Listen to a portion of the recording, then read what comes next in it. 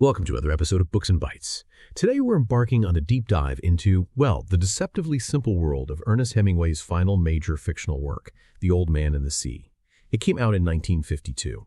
We've pulled together a stack of critical analyses, some biographical notes too, to help us understand how this short, really powerful novella became such a definitive statement, on manhood, dignity, defeat, and ultimately, spiritual triumph. Hemingway himself, of course, he wasn't just an author. He was, a legend in his own time, known by the press as the Champ, and then later his peers called him Papa. His life was just packed with adventure safaris, bullfighting, deep-sea fishing, war correspondence. It often created this celebrity persona, and that persona sometimes threatened to overshadow his actual writing. He was aware of that trap, that an artist who makes good news copy risks becoming known for, everything except the quality of the art itself. That's a great point. And what's really fascinating about his later work, especially this book, is the profound anxiety you can feel driving it. Our sources suggest his artistic drive was fundamentally connected to these really personal fears like his nerve failing him or his art declining, and the ultimate fear for a man who celebrated action, the fear of passivity. He approached writing with this incredible self-discipline, almost bordering on severity. He saw the writer's job as working constantly, deliberately, to capture what really happened in action. That was his phrase. So that the emotion that resulted felt absolutely true, not manufactured for the reader. And that drive for truth, it seems like it requires a pretty strict philosophical framework, doesn't it? Before we even meet Santiago, we kind of need to understand the world his hero lives in. It can seem quite bleak. The analyses we've looked at, they point to a reality built on a stark assumption that God doesn't exist. And if God doesn't exist, then there's no inherent human nature, no built-in moral guidelines for life. Exactly. And when you take away that transcendent moral order, you're left with what some existential critics call forlornness. Everything is permissible, basically, and the individual is completely responsible for creating all meaning, totally isolated.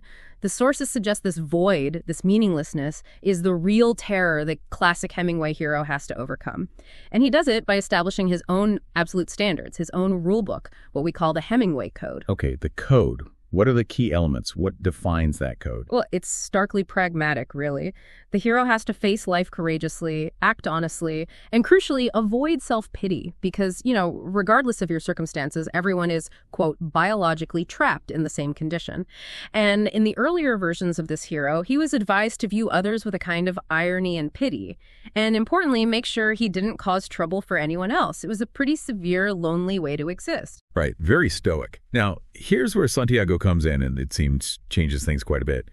The Old Man and the Sea isn't just applying the code, it feels like an evolution of it. Santiago, he's the older, wiser hero, and he's not strictly operating in that godless vacuum anymore, is he? He actually acknowledges a power beyond himself, some kind of impartial force that governs the sea, governs fate. Yeah, and that recognition, that's a huge philosophical shift, a massive one. Because if there is an impartial power, you can call it fate, nature, maybe even God, though Hemingway is subtle, then all creatures are sort of equal before it. So that old, slightly arrogant stance of irony and pity, it gives way completely. It's replaced by compassion and by love.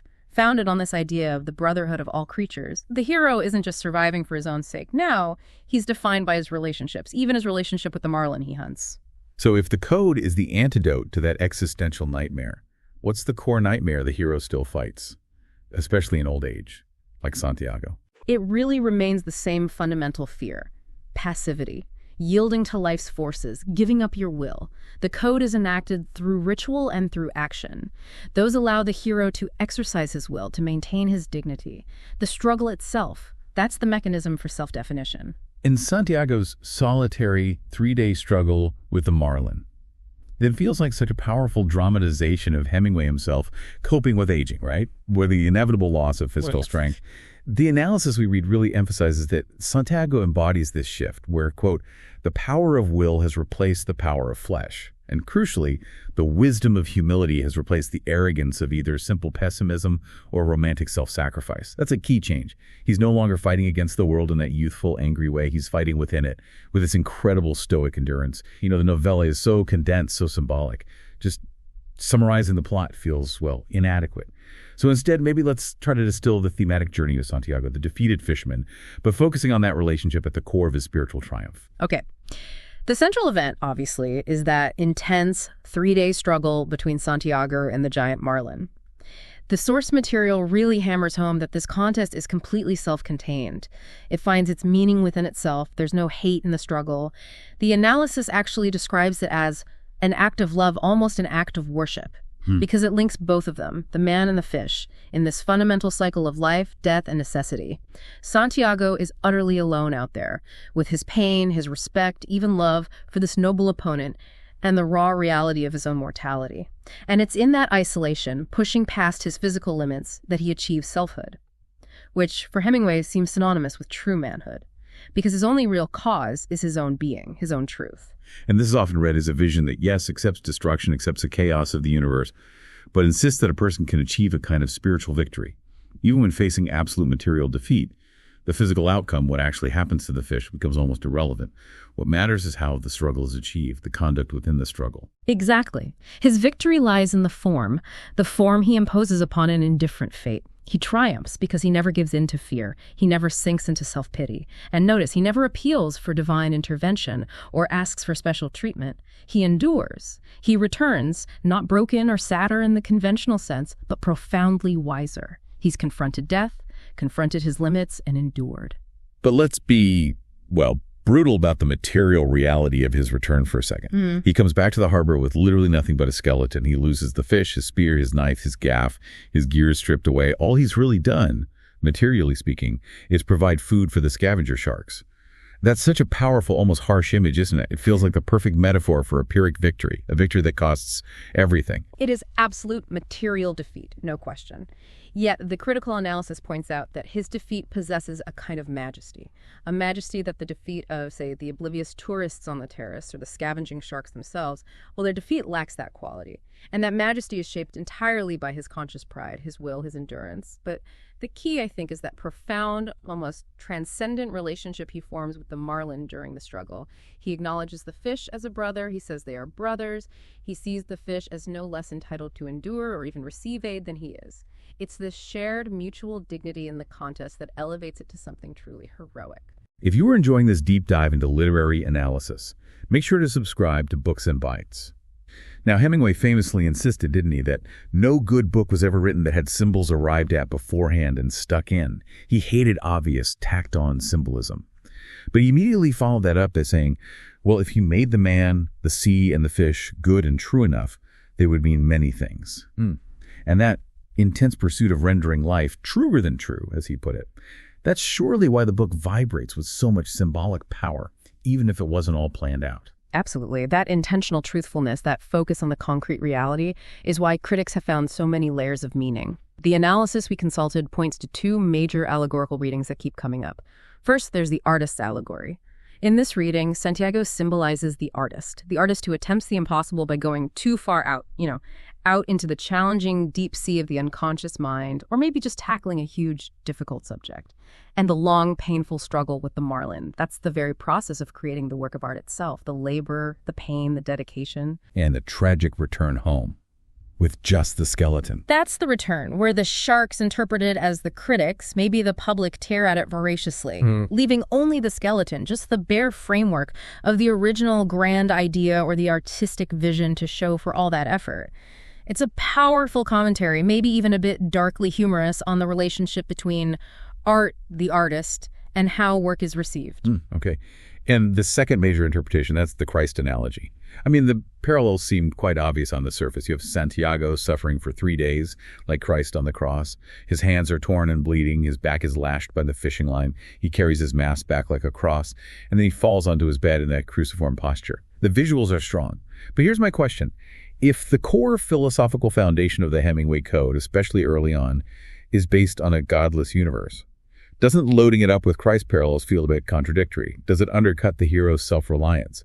Is the analysis suggesting Hemingway was sort of hedging his philosophical bets here? That's a really sharp question, and yeah, the analysis definitely addresses it. While the visuals are undeniable, the interpretation tends to conclude that Santiago represents Christ perfected by human struggle, by sheer courage and endurance, not by preordained divinity. It's seen more as a humanistic statement, actually, that man, through his own will, his own endurance, can affirm the oldest, most valuable virtues, courage, love, humility. And he can do it entirely on a pragmatic human scale without needing divine intervention. He suffers like Christ, perhaps, but he triumphs through himself. Okay, that makes sense. Connecting this mastery of symbolism now to his actual writing style. The source notes often compare Hemingway's prose to an iceberg, right? Only a small part shows on the surface, but the bulk, the real weight and meaning is submerged underneath. And this novella feels like a masterclass in that approach. It uses absolute surface simplicity, concrete objects, precise details. And through that, it achieves what one critic called complete control of both his subject and its rendition. Exactly. And that intense simplicity is why it's so hard to paraphrase or summarize effectively.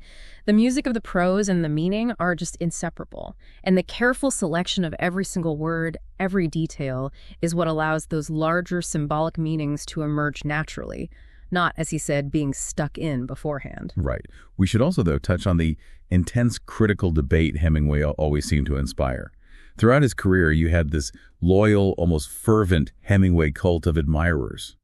But they were often balanced by serious literary critics who felt his aesthetic, his whole approach, was maybe too restrictive, too thin. Yeah, the negative critiques often suggested that Hemingway's focus on action, killing things, bullfighting, fishing, simplified dialogue, was actually an art of evasion, that he was avoiding complexity rather than confronting it. They'd point to his protagonists constantly being instructed to think of nothing and interpret that as a kind of panicked refuge, a retreat into mindless action to avoid digging into deeper psychological territory. And the most famous sort of scathing summation of that critique. Oh, that has to be the assessment that, quote, he was the best 17-year-old novelist who ever lived. Ouch!